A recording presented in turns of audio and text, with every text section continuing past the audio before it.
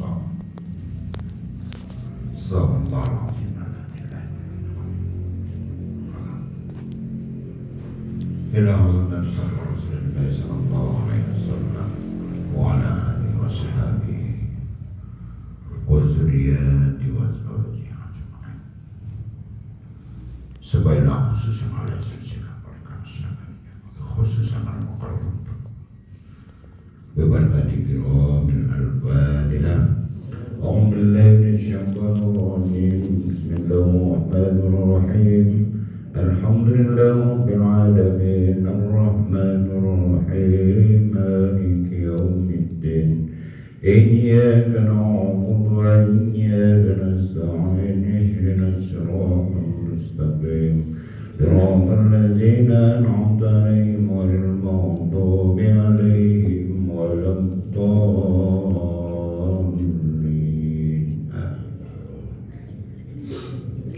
Assalamualaikum warahmatullahi wabarakatuh. Alhamdulillah arsala rasulahu bil huda wa dinil haqq liyuzhiru ala dini kullih. Ar-rasulu mubasyiran wa nadhiran wa da'ilan da'i bismihi wa sirajan munir. Asyhadu an la ilaha illallah wahdahu la syarika lahu wa asyhadu anna Muhammadan abduhu wa rasuluh. Amma ba'd. Puji dan syukur mari sama kita ucapkan kepada Allah Subhanahu wa taala atas segala limpahan rahmat dan karunia-Nya. Atas izin dan ridhonya kita masih diberi nikmat kesehatan kita, diberi juga nikmat waktu, sehingga sampai pada malam hari ini kita masih dapat melaksanakan ibadah suluk yang insya Allah pada malam hari ini adalah malam penutupan akhir daripada pelaksanaan ibadah suluk kita yang kita laksanakan, yaitu selama 5 hari di rumah ibadah suluk Darussalam Bogor. Kita semua berharap kepada Allah ibadah suluk yang kita laksanakan pada saat ini mendapat ridho dari Allah Subhanahu wa taala. Amin. Selawat beriring salam juga mari sama kita ucapkan kepada junjungan Nabi besar kita Muhammad sallallahu alaihi wasallam serta para sahabat tabi'in wa tabi'in hingga pengikutnya sampai saat sekarang insyaallah sampai yaumil akhir nanti. Para bapak ibu jemaah sekalian, dalam melaksanakan ibadah suluk ini sembari kita melaksanakan satu latihan rohaniah, bagaimana kita bisa dawam, bisa mengekalkan zikir kita di dalam hati kita, yang pada akhirnya nanti bisa kita praktekkan zikir itu baik secara zahir maupun batin. Tapi tetap langkah awal, langkah utamanya itu riyadhah, latihan. Gak bisa langsung kita ingat berkekalan kepada Allah, gak bisa. Butuh satu proses latihan, ya. Maka dalam suluk itu disebut dengan latihan.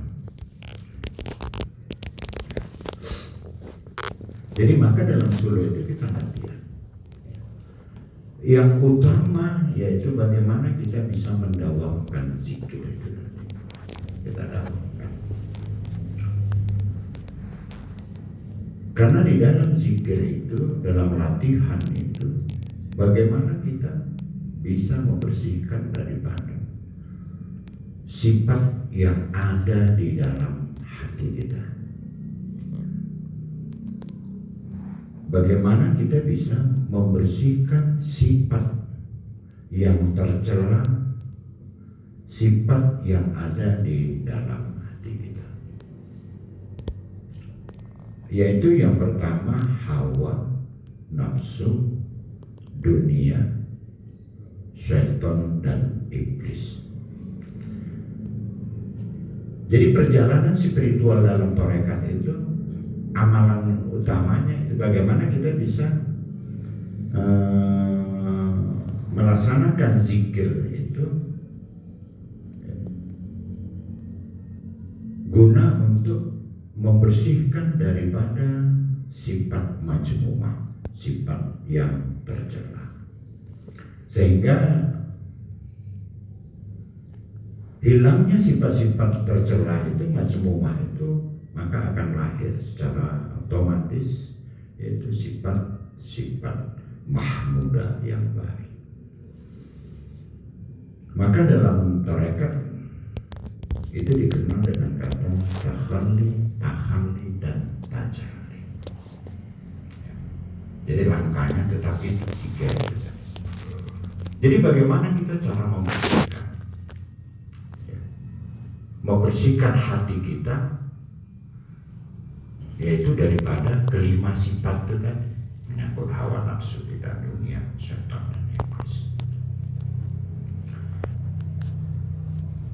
Jadi kalau kita berpikir secara ilmiah gitu, sebenarnya hawa dan nafsu itu sebenarnya teman atau lawan kita itu. Hawa nafsu itu teman atau musuh kita? Hah? Karena kan ada yang suruh memerangi hawa dan nafsu. Bahasa memerangi itu kan berarti musuh. Jadi kira-kira hawa nafsu itu musuh atau lawan sama kita? Karena kan itu dalam hati kita itu. Hawa, nafsu, dunia, syaitan, dan iblis. Kan kita sering menyebutnya itu memerangi hawa nafsu. Jadi kalau kita berpikir hawa nafsu ini musuh atau teman? Ya, jadi kalau ibarat kata kalau kita perangi kalahlah dia, hilang pula nafsu makan. Ya? Keinginannya hilang.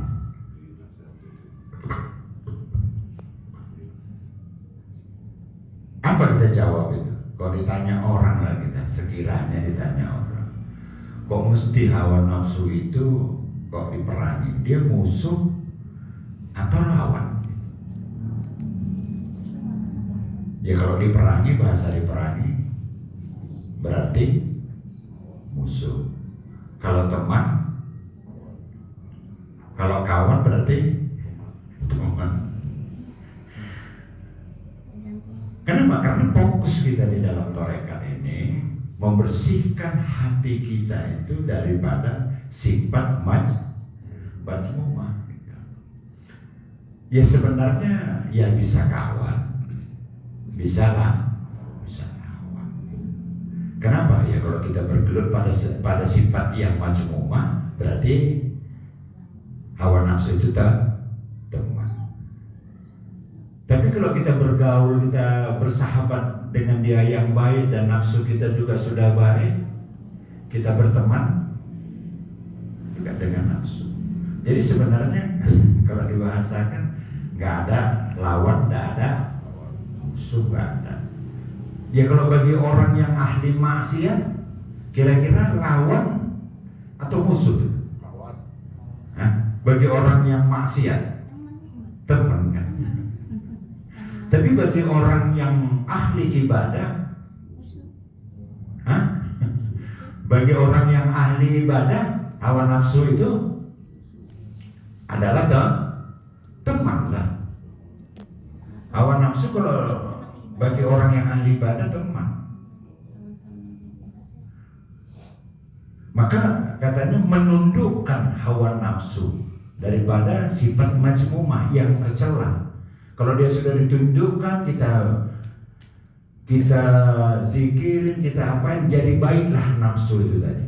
Maka majmumah muncul mahmudah. Jadi kalau sudah hawa nafsu baik, kira-kira musuh kita atau teman? Nah, teman, karena dia sudah mengarahkan kita kepada Allah. Jadi musuh bagi orang yang baik, teman bagi orang yang teman bagi orang yang maksiat. Dia sama orang maksiat ya temannya lah itu. Nggak mau pun dia hilangkannya. Kalau hilangkan itu jadi baik dia kan. Nah maka dalam torekan itu yang pertama, hawa nafsu itu tadi. Jadi pada dasarnya hawa nafsu itu baik. Tapi apabila kita kontrol. Jadi kalau nggak dikontrol, dia mengarah kepada maksiat. Kalau dikontrol bagusnya. Nah, maka dalam torekan itu dulu yang kita serang, yang kita obatin. Ya, zikrullah shifa'um qulub. Jadi zikirin. Jadi nanti majmumah dia berubah menjadi mahmudah, sudah mengarah kepada yang baik, pada yang baik. Kenapa? Hatinya sudah baik, kan ke situ hawa nafsu. Hubbud dunia, cinta kepada dunia. Jadi sudah baik hawa dan nafsunya, maka dunianya jadi baik, nggak menjadi hubbud, nggak cinta lagi. Karena kecintaan kepada dunia ini melalaikan kita kepada Allah. Asik kita. Itu yang bahayanya hubbud dunia. Bukan kita nggak butuh dunia, bukan sudah kita didik nafsu kita tadi, sudah kita perbaiki dia menjadi baik, berarti nggak butuh dunia. Itu salah. Tetap kita dan dunia itu butuh. Kenapa? Karena kita masih hidup di dunia. Jadi kalau ada nanti orang torekan ini udah gak butuh dunia, itu sama. Dia gak boleh hubbud dunia. Apa yang disebut dengan hubbud dunia? Cinta dunia. Kecintaannya itu cukup besar sehingga melalaikan dia kepada Allah. Maka kalau kata Buya Sepuh dulu, dia bilang, cari dunia ini sebanyak-banyaknya, letakkan dalam genggamanmu, tapi jangan masukkan ke dalam hati. Kalau masuk dalam hati jadi hubbud balik lagi hubbud dunia. Kalau dunia ditaruh di luar, ya apa masalah? Ya memang dunia ini di luar, dunia yang kita lihat ini di luar deh. Kalau hubbud cinta dunia masuk dalam hati, maka orang torekan itu mengeluarkan dunia itu dari dalam hatinya, mengeluarkan kecintaan kepada dunia itu dalam hatinya. Maka sudah kita zikiri, ya jangan masukkan lagi dunia itu dalam hati. Kalau masuk lagi ke dalam hati, itulah menghalangi kita ibadah.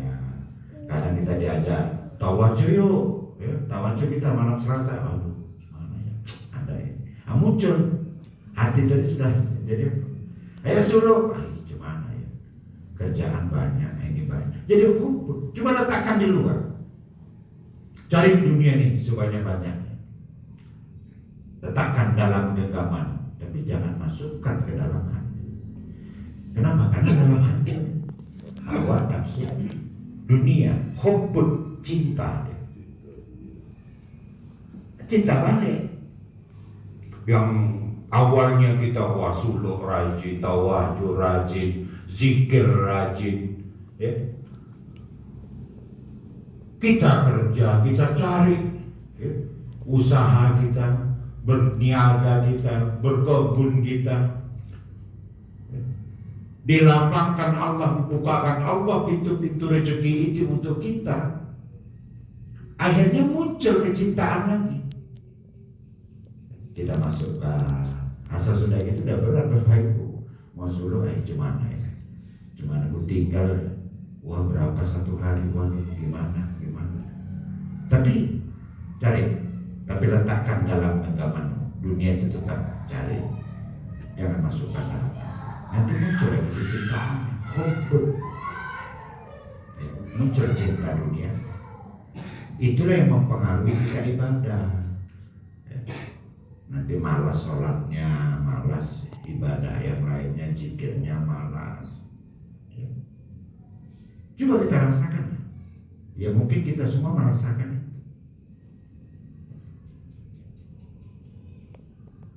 Itu yang membuat, yang menghalangi kita, menghijab kita lagi. Dunia ini makanya apabila hawa dan nafsu ini bisa kita kontrol ya ke arah yang baik, insya Allah dunianya jadi baik. Dicarinya dunia itu tapi udah gak ada lagi hubunnya. Dunia itu hanya sebagai kebutuhan, mencari kebutuhan supaya kita bisa ibadah, ya bisa untuk keluarga gitu. Nggak kecintaan, nggak berlebih-lebihan lagi. Jadi kunci utamanya hawa dan nafsu, karena munculnya dorongan, keinginan, semua dari sini. Hawa dan nafsu. Jadi kalau itu bisa kita arahkan dia kepada yang baik, ya insya Allah dunianya pun jadi baik. Banyak pun harta kita, tapi nggak cinta kita dengan itu, nggak kita masukkan dalam hati kita, biasa aja. Kok cinta kita, wah sibuk kita jaga harta kita, wah nanti saya ditinggal dicuri. Atau dengan banyaknya harta kita muncul program kita, wah ada acara ini. Nggak suruh, bulan ini saya libur dulu. Cintanya, ya itu makanya di dalam suluh ini saya katakan, kemarin tuh saya katakan, suluh itu riyadhah, latihan. Maka dalam suluh itu perlu kita dibimbing seorang guru, betul-betul dibimbing sama guru. Karena yang dikhawatirkan guru itu setelah kita pulang suluh. Setelah pulang suluh itu yang dikhawatirkan. Kenapa? Jauh sama guru. Jauh dari guru dia. Nggak ada kontrolnya lagi. Apa yang dikhawatirkan guru yang ini deh. Awal nafsu. Karena kita hidup lagi di dunia. Suluh ini kan belajar mati gitu. Mutu qobla anta mutu. Matikan dirimu sebelum engkau. Di sini belajar, maka saya bilang mati. Belajar mematikan diri kita. Apa itu diri? Diri itu ini. Ini diri yang sebenarnya ini hawa nafsu. Itulah diri yang sesungguhnya.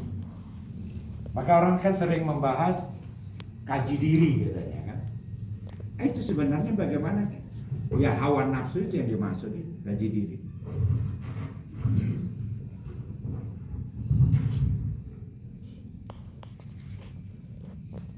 Saya kalau waktu latihan ini saya nggak khawatir. Baik di kaum bapaknya, kaum ibunya, wah zikirnya tekun. Bapak-bapaknya di mana ada kesempatan waktu luang zikir terus, etika terus di majelis. Kenapa? Karena proses latihan. Prakteknya waktu pulang suluh nanti, ya gimana waktu pulang suluh? Kenapa? Disitulah cobaan kita. Kenapa waktu pulang suluh kita kembali lagi ke keluarga, balik lagi kepada dunia kita. Ini. Balik lagi sama dunia. Hawa nafsu latihannya udah di sini. Pulang suluh besok kita, adalah jumpa keluarga, anak, jumpa tetangga, jumpa teman, ya kan? Mulailah ditelepon, ya.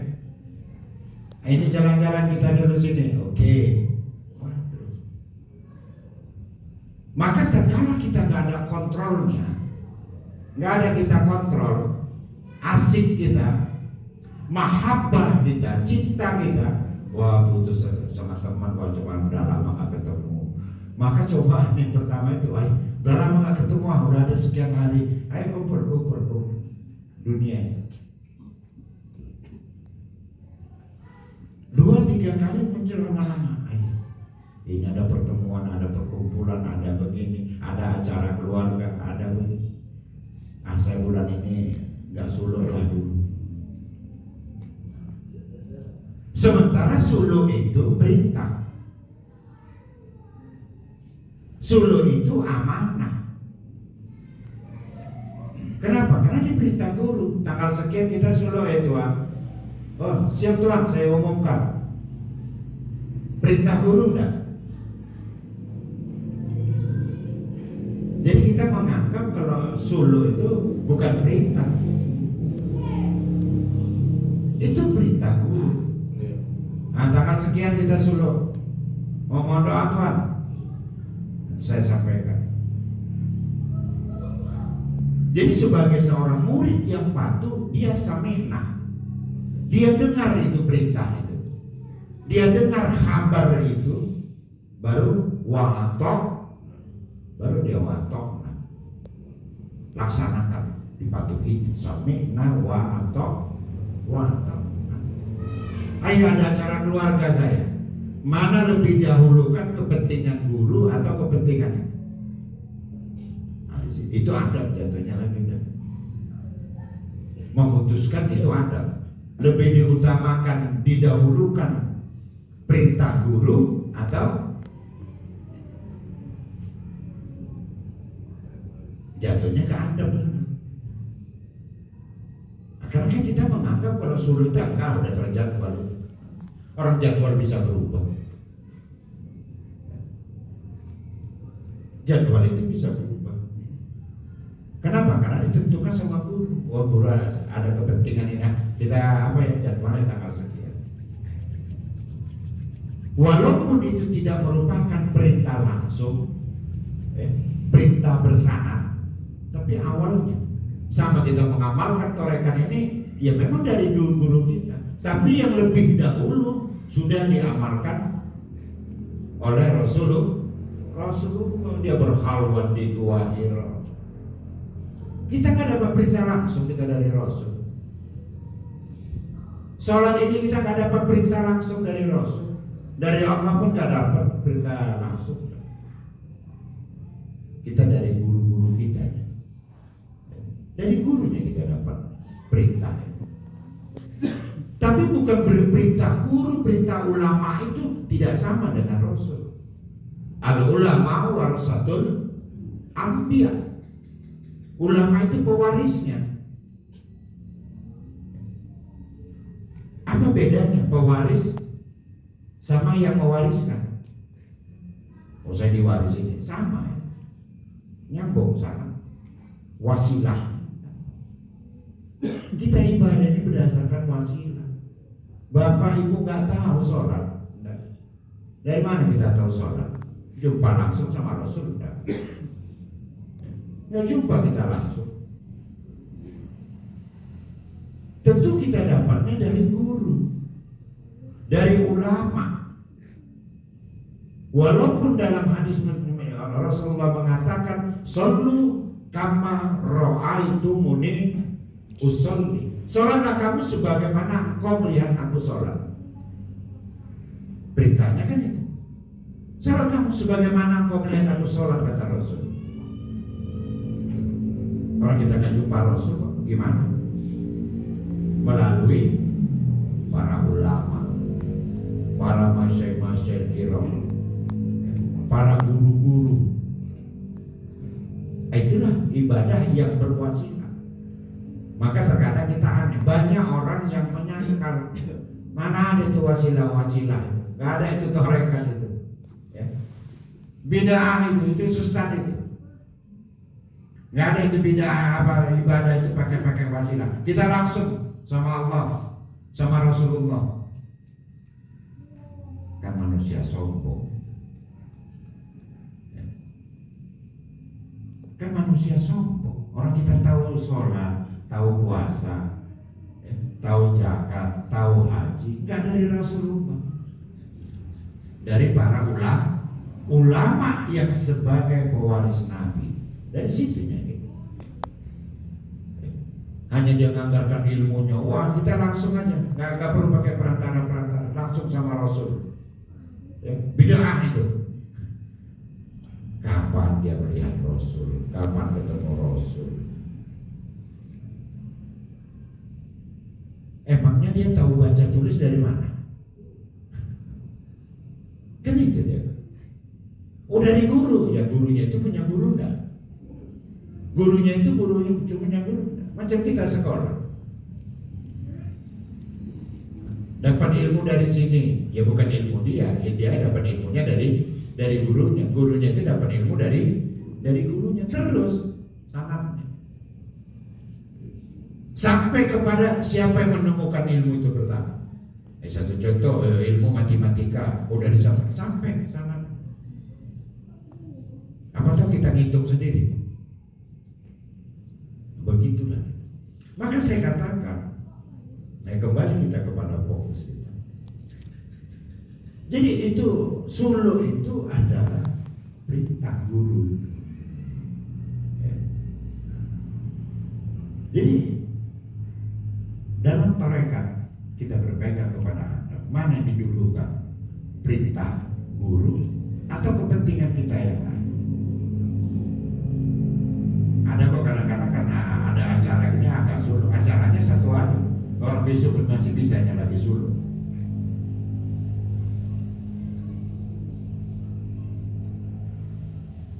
Itu perintah guru, itu adab itu. Maka kadang-kadang kita di situ kita nggak paham sebenarnya berguru itu gimana ya. Nah, jadi kadang-kadang sehingga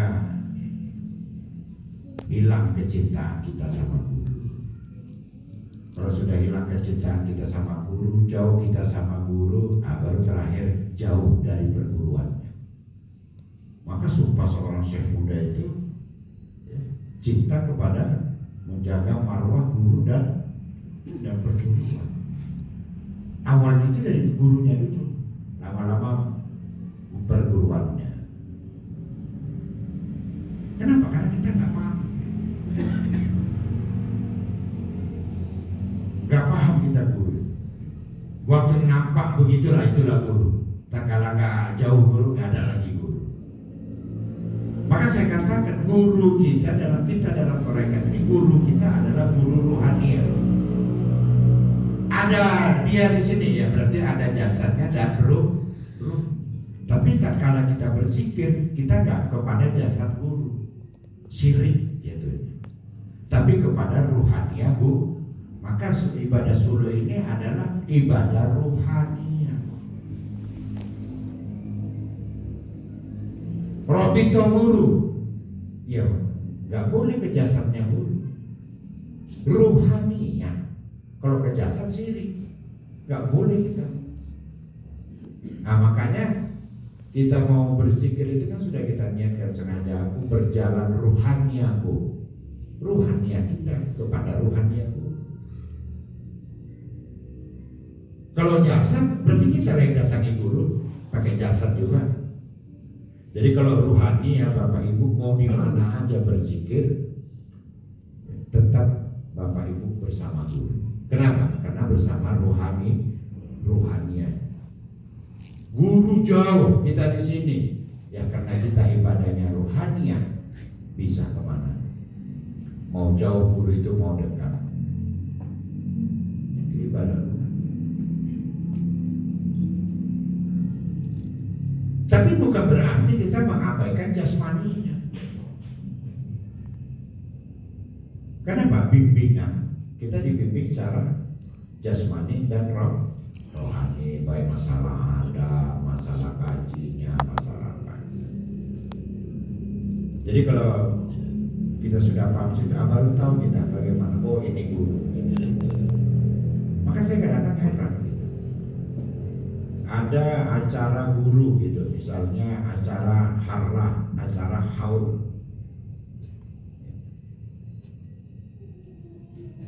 Bisa dia nggak hadir karena mengutamakan urusan dia. Wah, ini salah adab yang cukup luar biasa. Kita utamakan kepentingan kita daripada kepentingan. Wah, itu adab, menyalahi adab yang luar biasa, fatal dalam tarekat. Sampai kapanpun tidak akan terbuka hijabnya, karena yang membukakan hijab itu kadang-kadang kita salah di tarekat. Banyak adab yang masih harus kita perbaiki. Kenapa? Karena kita lebih mementingkan kepentingan kita. Kita lebih mengutamakan urusan kita daripada guru. Guru itu raja itu. Guru itu waliyul mursyida. Beberapa kali saya sampaikan, guru itu waliyul mursyida. Wali itu meneruskan kenabiannya, rasul mursyid itu meneruskan kerasulannya. Maka dia pewarisnya rasul. Nah, wali itu meneruskan kenabian. Al ulama warasatul anbiya. Yang meneruskan kerasulannya mursyidah. Mursyid itu meneruskan kerasulan. Maka mursyid itu menembus alam rohani. Kita berguru itu tadi, kita berzikir, kita ibadah itu tadi dengan rohaniah. Seperti Rasulullah khalwat di gua Hira kami rohani.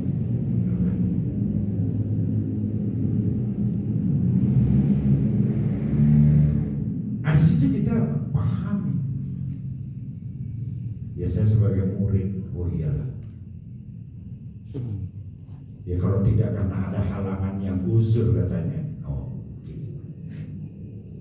kadang-kadang ya mau cakapnya undangan guru ada, kita rekreasi. Udah janjian pula rekreasi. Disitulah kadang-kadang kurang berkahnya gitu. Kurang berkah. Kenapa kita ditarekat ini? Kurang berkah. Karena itu kan.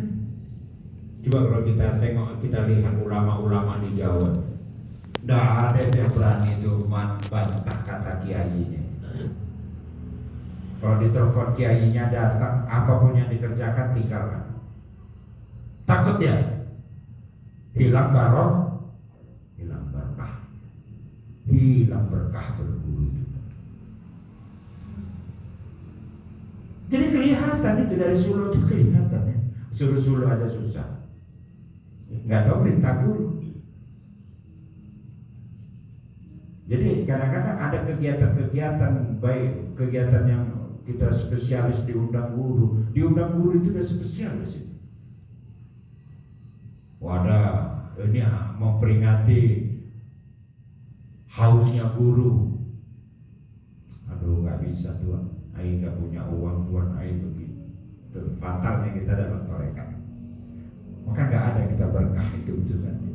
Doa kita sendiri, seperti saya katakan kemarin, jangan pernah bilang nggak bisa. Jangan pernah Bapak Ibu bilang saya susah. Maka ada dalam tarekat apabila kamu ketemu guru, mohon doa, jangan mohon susah. Mohon doa Tuhan saya susah. Nggak usah lagi diceritakan susah. Orang nggak diceritakan gurunya tahu kalau dia susah, iya kan? Dianggapnya macam gurunya bodoh. Ya, udah mohon doa aja udah tahu. Mohon doa Tuhan, saya susah kali Tuhan, udah agak payah makan ini. Ngapain lagi diceritakan susah, nggak makan? Udah minta doa kok dia berdoa lagi.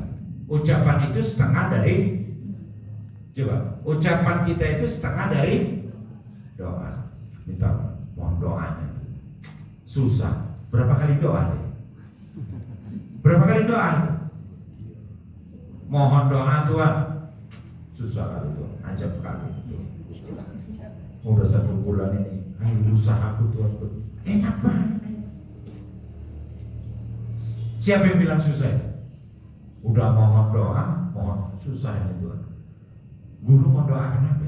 Apa yang mau didoakan dulu? Sebelum guru berdoa, dia sudah doa dulu kan. Kok kata guru? Amin. Dapat separuh dari guru. Jangan diceritakan. Itu adab sama guru. Adab ketemu guru itu sama kita waktu kabar itu. Nggak boleh berkata berlebihan. Singkat, tepat, padat. Makanya mau kabar itu dilatih. Jangan dijumpa guru minta izin Tuhan. Saya waktu zikir Tuhan, wah saya lihat ini Tuhan. Guru itu perasaan saya begini-begini, macam ada orang yang jepit saya Tuhan. Saya tumbuhkan Tuhan, terbang dia Tuhan. Ya nggak boleh di hadapan guru cerita begini. Ini asli Tuhan, saya nggak bohong. Ya betul, guru tahu kalau itu nggak bohong. Cuma pakai bahasa yang singkat, tepat, padat. Nah izin Tuhan, dalam saya berzikir, ya kira-kira kita merasa hati saya agak bergetar Tuhan. Nah ada tahunya itu, getaran-getaran itu udah tahu itu guru itu. Dokternya yang ngajarin, mungkin pasien ngajarin dokter. Ini kan rumah sakit, kan sakit ini hati. Coba, ada pasien minta resep sendiri. Dok, kalau bisa resepnya yang ini, mana bisa? Ini resepnya, makan. Begitu dia. Maka itulah adab. Ini doa, mohon doanya Tuhan. Udah. Kecuali ditanya guru, apa masalah? Nggak apa-apa. Kalau guru yang nanya, apa masalahnya Bu? Apa yang diapakan? Oh ini Tuhan, mohon doanya Tuhan ini. Itu tak mohon. Oh, dah. Ini dah. Mohon doanya Tuhan. Ini Tuhan udah ada sebulan inilah Tuhan. Ayo usaha Tuhan, nggak ada lancarnya lah Tuhan. Ayo sepi kali Tuhan, agak panjang sepi. Kalau sempat dalam hati guru itu tadi, amin. Coba. Muncul satu pertanyaan, siapa yang berdoa itu? Minta doanya guru yang berdoa atau kita yang berdoa sendiri? Guru hanya ngamin. Maka guru nggak pernah itu mohon doanya Tuhan amin, ya ada. Insya Allah. Itulah adab kita bertemu guru. Ya sebenarnya macam kita bahas. Walaupun dalam hati ibu-ibu ini atau bapak waktu zikir nengok ini, ini ku sampaikan nanti waktu habar. Maka ada begitu. Kau nggak boleh gitu. Ini aja sampaikan ini. Udah tahu itu. Ada yang bandel juga cuma ceritakan. Aku tengok zikir Tuhan ini, saya tengok awan ada matahari besar Tuhan ini, nyinari begini cerita panjang dia, macam Alkisahnya dibuat. Coba, guru nggak menyalahkan apa yang dilihat dia, gitu. Tahunya itu guru. Cuma itu tadi tuh hawa dan nafsu gak puas ini kalau aku ceritakan ini, yang aku tengok ini. Wah, tak jali kali ya Tuhan. Udah. Itulah menjaga kerahasiaan. Supaya apa juga? Supaya duduk dalam hati kita ilmu asal berkasam juga. Seolah-olah gurunya nggak tahu. Ini kok aku sampaikan nggak tahu ini Tuhan guru ini. Harus kuhabarkan. Orang kalian tidur, zikir sambil tidur aja gurunya tahu. Ya. Tuhan kan di dalam kamar. Kita ini ibadah rohania murid ke rohania guru, rohania guru ke rohania. Masa nggak tahu zikir bagus-bagus gini giliran mau ditawajubi baru pura-pura bangun. Dari kantong ilmunya sama guru. Betul-betul aja lah kita, karena kita dalam solo ini mau menjadi orang yang benar. Dan zikir kita yang samarkan apa yang diberitakan. Jadi kita kembali ke yang tadi. Itu tadi. Setelah pulang solo, Bapak Ibu, cobaan kita tambah berat. Kalau di Solo ini paling cobaannya duduk tawaruk, agak capek lututnya, sakit, ya kan? Maka banyak orang yang suluk sekali udah gak mau suluk lagi. Baru pulang suluk dia, kamu pulang suluk, iya begini, wah itu sesat itu ya, mulai masa coba kita. Karena prakteknya kita besok bapak ibu pulang. Intinya pulang pertama itu kita jumpa keluarga. Siap keluarga, teman. Maka orang Torekat itu sebenarnya berteman boleh, karena berteman itu menjalin silaturahmi, jangan bersahabat. Nggak boleh orang Torekat bersahabat sama orang tak bertorekat. Berteman boleh, bisa bedakan mana teman, mana sahabat. Kalau sesama torekat sama jemaah boleh kita bersahabat, nanya keadaannya, ibu gimana keadaan, ayah begini. Nah, oh sakit aku aja kok. Tapi nggak boleh memutuskan silaturahmi. Hablum minallah wa hablum minan. Ya manusia tetap, tapi hanya sekedar berteman. Sehat kabarmu? Ya sehat. Ayo kita jumpa. Ya hanya sekedarnya. Jangan bersahabat. Coba nanti baca adab di luar suluk. Jangan bersahabat kepada orang yang belum, atau mencela, mencaci maki ajaran mereka. Jangan nanti dimaknai ibu nggak bersahabat, nggak berteman. Pak, bertemannya yang namanya kita sudah kenal. Ada kau salah, hanya sekedar silaturahmi, nggak boleh diputuskan. Yang silaturahmi itu nggak boleh diputuskan. Sama makhluk semua, bukan kepada muslim. Yang beda akidah, beda keyakinannya nggak ada masalah. Nah, lama nggak kelihatan. Oh iya, silaturahmi ini, karena itu hablum minan bersahabatnya baru kita pilih. Oh ini, coba nanti dibaca-baca ada di luar suluk.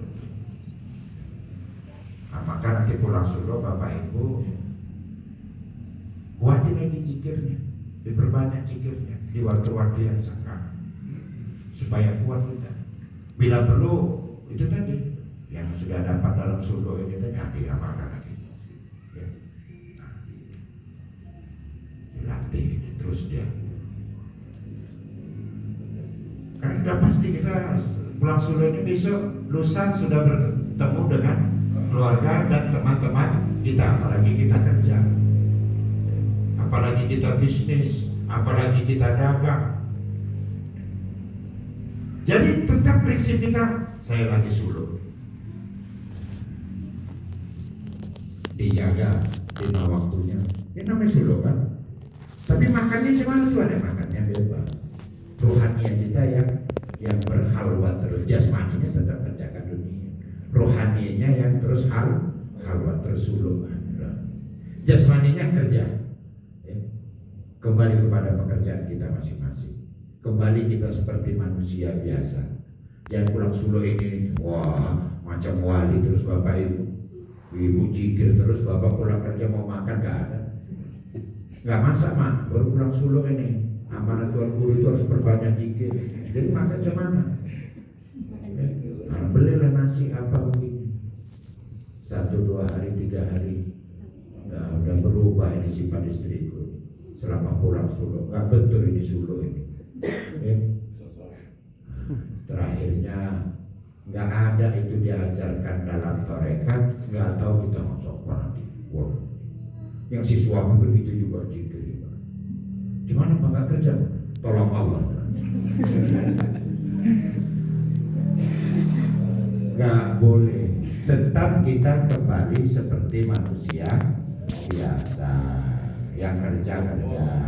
Waktu suluk ini aja ya. Kenapa kita suluk kok mesti kalau bisa kita 5 hari tetap di sini? Karena kita dalam latihan, bila perlu latihannya itu full kalau bisa. Itu karena kita cuma 2 bulan lagi, lama itu. Coba nanti dibaca ada di luar suluh itu. Ya. Lazimi tawajud setiap malam Selasa dan malam Jumat untuk muatkan itu. Ya kalau suluh kita tiap waktu. Suluh waktu apa? Enggak, malam Selasa dengan malam Jumat itu di luar kita suluh. Karena hakikatnya kita orang suluh itu hakikatnya. Kalau di sini namanya latihan. Melatih ini pulang suluh, hakikatnya yang suluh di rumah. Jahirnya tetap. Maka ibadah kita disebut dengan ibadah zahir dan ibadah. Kerja itu ibadah, ya. Zikir juga ibadah, sholat juga ibadah. Jangan Tuhan nanti pulang suluh, sebelum suluh tasbihnya jumlahnya 100, pulang suluh jadi 1000 supaya dapat satu makam 1000 sekali tarik. Bikin di rumah. Tengok istri 1 hari ya lah baru pulang suluh, 2 hari seminggu, ya kan? Di belakang udah mulai kosong. Gimana ini bang? Tolong Allah, tenang aja deh. Yakin Allah beserta kita. Allah beserta kita. Rezeki nggak sama kita, rezekinya sama orang lain, ya kan? Terus itu Allah beserta kita. Jadi emangnya kalau Allah beserta kita apa masalahnya? Rezeki, rupanya rezekinya nggak sama kita. Loh kok bisa gitu? Tapi Allah Maha Kaya. Iya, dia Ar-Razzaq. Gak kita cari, gak ikhtiar kita, kan gitu. Apa mungkin Tuhan kalau gak butuh, Tuhan gak minta saya kasih? Saya kan takut ngasihnya, ya kok terima. Kalau ditolak, ya kan? Tapi Tuhan minta uangnya lah, saya kasih. Betul gak? Betul. Karena ada yang meminta, kata Allah, ud'uuni astajib. Jangan pakai marifat aja terus udah pulang ini kan ibadah orang. Tolong Allah. Mama ini udah kajinya udah di murakabah kok. Oh, innallaha alaikum raqiba wa huwa ma'akum. Allah beserta kita. Betul Allahnya wa nahnu lagi. Lebih dekat lagi dari orang lain. Rezekinya cari dulu. Udah kita cari, baru kita bertawakal kepada, serahkan sama Allah. Usahanya. Karena kebanyakan itu orang beranggapan nanti begitulah torekat itu. Gak tahu tidak diajarkan dalam torekat. Malah dalam torekat ini orang suluk bisa sambil suluk jalan. Kenapa? Karena dia gak bisa meninggalkan pekerjaannya. Dunia perlu gak? Perlu. Akhirat di mana ada bapak ibu jumpa rumah suluk yang mengizinkan orang suluk jalan? Cuma kita. Ya dia berkeinginan suluk, mau cuti nggak bisa. Coba kalau kita bahas, itulah kan niat suluk itu, mau suluk sambil kerja lagi. Nampak kali hukum dunia, bukan hukum dunianya, tapi tanggung jawab dia kepada pekerjaan. Itu yang dia lakukan. Jadi latihannya itu lengkap. Coba nanti besok pulang suluh, praktekkan ini. Suluh Bapak Ibu. Ya tapi jangan jasmaninya yang suluh. Yang suluh rohanianya. Kenapa Tuhan kita kok harus suluh rohania kita setelah pulang suluh? Supaya connect terus dengan rohania guru. Supaya terus kita dalam bimbingan guru. Supaya terus doa guru itu nyampe. Maka Bapak Ibu jumpa guru mohon doa. Mau saya sebutkan apa? Kenapa? Begitu guru berdoa di sana, di mana saja, nyampe kepada seluruh jemaat.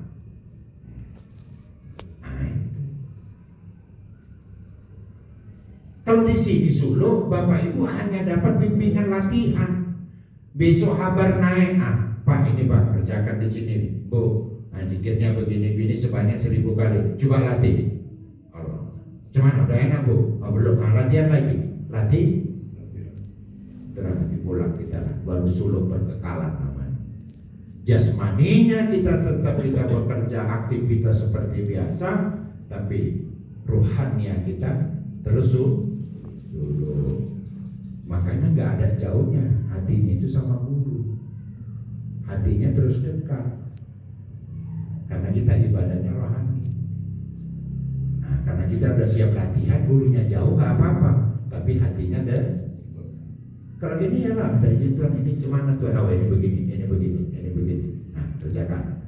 Nah, perlu juga saya lihat. Ya, besok pulang suruh, oh aman. Oh, rohania kita yang kita terus kepada rohania. Jadi kalau hubungan rohania kita terus dalam sama guru, itu namanya suluk. Namanya suluk berkekalan. 2 bulan lagi ketemu, latihan lagi, datang tuan guru, apa? Suluk kita. Kan nggak tahu kita sedang mau latihan lagi berapa itu sebenarnya. Ya, jadi kalau kita paham makna suluk yang sebenarnya, hanya latihan. Di sini latihan betul-betul. Nah, bisa praktekkan. Aku suluk. Nah, cuma makanan bebas. Karena yang suluk rohani jasmaninya, nah, makanya makanan boleh bebas. Waktu suluk, waktu latihan, namanya orang latihan harus ikut aturan. Makanya besok kita buka patah. Udah siap latihannya. Kalau udah siap latihan, pulang tinggal praktek. Ini belum suluk gak dipraktek-praktekkan, nanti suluk lagi. Latihan, tak kapan jadi pemain. Aku tuh suluk aku, saya rasa aku ingat-ingat udah 20 tahun, nggak pernah putus. Tapi saya tengok kok ada perubahan, cuma latihan aja, main nggak pernah. Bisa naik kelas, bisa naik peringkat. Tahu hasil dari latihan? Prakteknya besok suluk. Nah, jadi supaya Bapak Ibu suluknya itu bisa dapat ridho dari Allah. Kenapa? Karena kita mendawamkan. Suluk lagi, besok latihan lagi suluk, pulang suluk, dawamkan lagi. Suluk lagi, suluk, dawamkan. Enggak suluk sekali, lama kali nih 4 bulan lagi. Itulah adab. Adab itu enggak boleh hati kita itu jauh dari guru. Kalau jauh hati kita dari guru, berarti jauh hati kita itu kepada Allah, enggak connect. Itu yang selalu kita amalkan, praktekkan nanti. Jadi mudah-mudahan itu dulu dapat saya sampaikan dalam kajian kita pada malam hari ini tentang masalah hati. Ya, itu sudah kita sedikit tentang masalah hawa nafsu dunia, ya, iblis dan setan. Ya, sudah di situ. Itulah makom yang harus kita zikiri, tempat yang harus kita zikiri untuk mengapakan musuh kita. Saya bilang kalau dia mengarah yang kepada yang gak baik berarti musuh. Kalau hawa nafsu itu kepada yang baik berarti teman kita, saudara kita yang perlu kita rawat, ya kan? Kita jaga. Ya. Tapi kalau dia mengarah yang gak baik berarti itu musuh kita. Maka kata Nabi, perang jihadul akbar, perang yang besar itu adalah memerangi hawa nafsu. Kalau dia nggak bisa dikendalikan, maka dia jatuhnya kepada syahwat. Maka hawa nafsu sama dengan syahwat. Jadi mudah-mudahan insyaallah lain kesempatan nanti kita sambung kembali dalam pengajian kita pada malam hari ini. Dan saya akhiri billahi taufiq wal hidayah. Assalamualaikum